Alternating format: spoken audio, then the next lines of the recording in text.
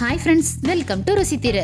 இன்னைக்கு tea time snacks samosa ஈஸியாக எப்படி பண்ணுறதுன்னு பார்த்துடலாமா? ஒரு கப் மைதா மாவு எடுத்திருக்கேன். தேவையான அளவுக்கு உப்பு சேர்த்து கொஞ்சமாக பட்டர் சேர்த்து தண்ணி ஊற்றி நல்லா மிக்ஸ் பண்ணிக்கிறேன். அவ்வளோதான், மாவு ரெடி ஆயிடுச்சு. ஸ்டஃபிங்க்கு ஒரு கடையில் கொஞ்சமாக எண்ணெய் சேர்த்து சோம்பு போட்டு பொரிஞ்சதும் ஒரு பெரிய வெங்காயம் சேர்த்துக்கிறேன். இப்போ ஒரு கேரட் சேர்த்து நல்லா வதக்கிக்கலாம். இப்போ கொஞ்சமாக கொத்தமல்லி சேர்த்துக்கிறேன்.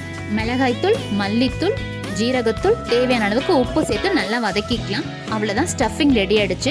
இப்போ ஒயிட் சாஸ் பண்ணுறதுக்கு 2 ஸ்பூன் மைதா மாவு, கொஞ்சமாக எண்ணெய், தேவையான அளவுக்கு தண்ணி ஊற்றி நல்லா கலந்துக்கலாம். இது கட்டி இல்லாமல் இருக்கணும். அவ்வளோதான், நமக்கு ஒயிட் சாஸ் ரெடி ஆகிடுச்சு. இப்போ நம்ம மாவை திரட்டிடலாம். மைதா மாவுலேருந்து கொஞ்சமாக எடுத்து இந்த மாதிரி ஷீட் ரெடி பண்ணிக்கிறேன்.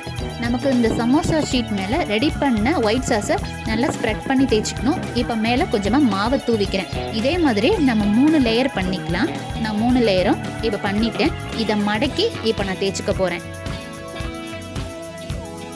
ஸோ இந்த மாதிரி ஃபோல்ட் பண்ணிடுங்க.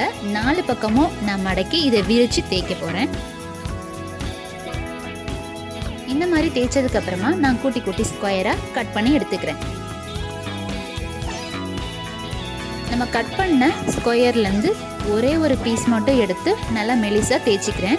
இப்போ நடுவில் ஸ்டஃபிங் வச்சு நான் ட்ரையாங்கிள் மாதிரி மடக்கிக்கிறேன். அவ்வளோதான், நமக்கு சமோசா ரெடி பண்ணியாச்சு. இதை நல்லா ஹீட்டான எண்ணெயில் பொரிச்சு எடுத்தோம்னா ரொம்ப டேஸ்டியான சமோசா ரெடி ஆகிடுச்சு.